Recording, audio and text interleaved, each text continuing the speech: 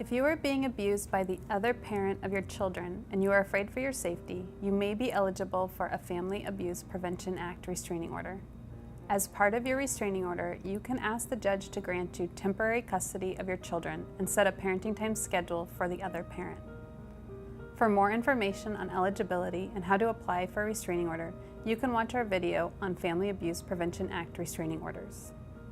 In this video, we'll be talking more about temporary custody and parenting time in a restraining order.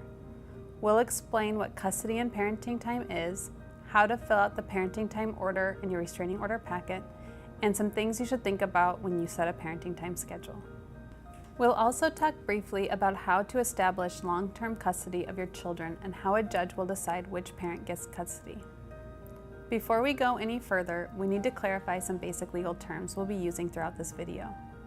First, if you are the person applying for a restraining order, you are called the petitioner. The person you are getting the restraining order against is called the respondent.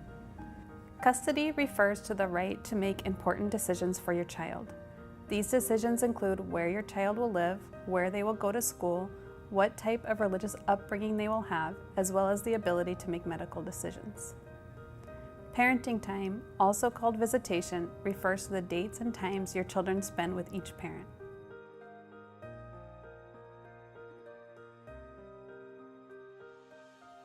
When you fill out your restraining order paperwork, in addition to requesting that the respondent stop contacting you, you can request that the judge also grant you temporary custody and set a parenting time schedule for the other parent. If the judge grants you a restraining order, they will most likely also give you custody and order the parenting time schedule you have requested. Sometimes, however, the judge may set a hearing, called an exceptional circumstances hearing, so they can get more information from both parties before they make a decision about custody and parenting time. When filling out the parenting time order, there are a number of things you will want to think about. The most important thing to consider is your safety and the safety of your children. It may not be safe for you to be alone with the respondent when you do pickups and drop-offs with your children.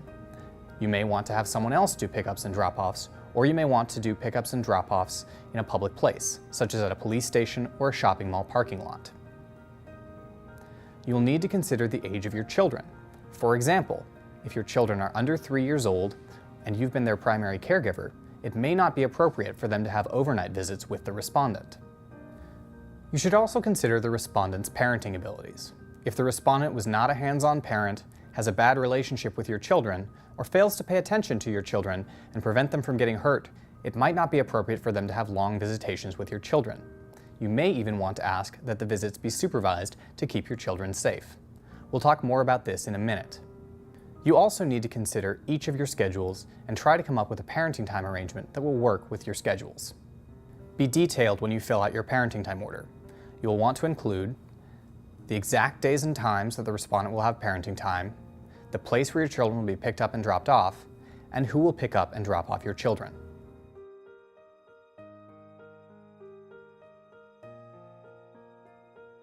In some situations, it may be appropriate to ask that visitation be supervised. For example, if the respondent has a drug or alcohol problem, you may want to request supervised visitation. You might want to also request that the respondent not use drugs or alcohol during the visits and at least 24 hours before each visit. If you request that visitation be supervised, you can ask a friend or relative to supervise the visitation, but they must agree to take on this responsibility.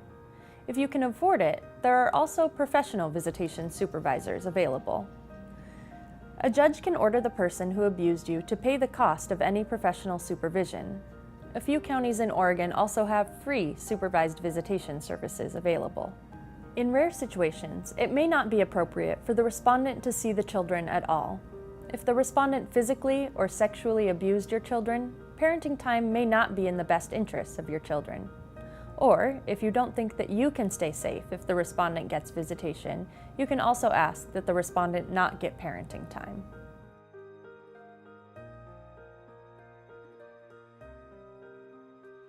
Once your restraining order is granted, the respondent will be served a copy, usually by the sheriff, and they'll deliver it in person. If the respondent disagrees with the restraining order, they can request a hearing. That's called the contested hearing. If the judge sets an exceptional circumstances hearing, like we just discussed, the respondent does not have to request a hearing. The exceptional circumstances hearing will be the contested hearing and the respondent's only opportunity to contest the restraining order. At the contested hearing, the judge will want to hear evidence about the abuse you've experienced, as well as evidence about yours and the respondent's parenting abilities. If the judge allows you to keep your order, the judge will make a decision as to who should have custody and what the parenting time schedule will be. In determining which parent should be awarded custody, the judge will determine what is in the best interest of the child. In doing so, they will consider who is the primary parent to the children, including what type of relationship the parents have with their children and who has cared for the day-to-day needs of the children as they grow. In making their decision, the judge will also consider the attitudes of the parents towards their children, any untreated drug or alcohol conditions, untreated mental illness, criminal histories, or any other relevant information that has to do with the welfare of the children. You should be prepared to testify and call witnesses who can talk about what they've observed regarding your parenting abilities as well as the other party's parenting abilities. If you have not already watched our video on how to prepare for a contested restraining order hearing, we suggest that you do so now.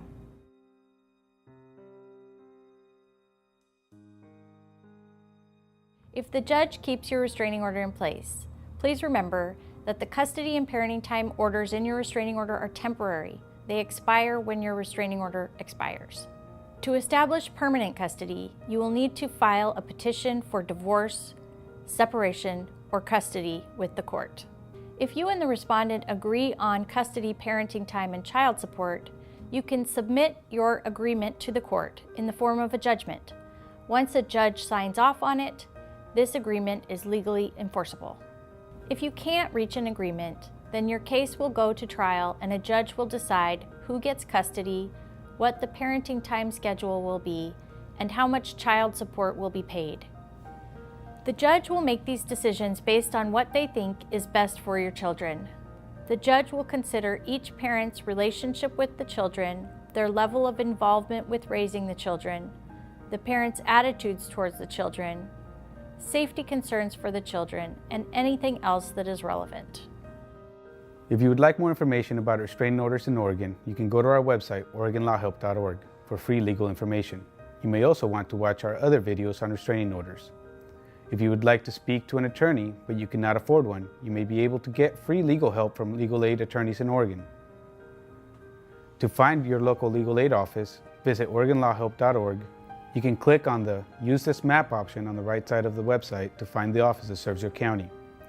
If you can afford to pay an attorney, but do not know one, you can call the Oregon State Bar Lawyer Referral Service at 503-684-3763 or toll free at 1-800-452-7636.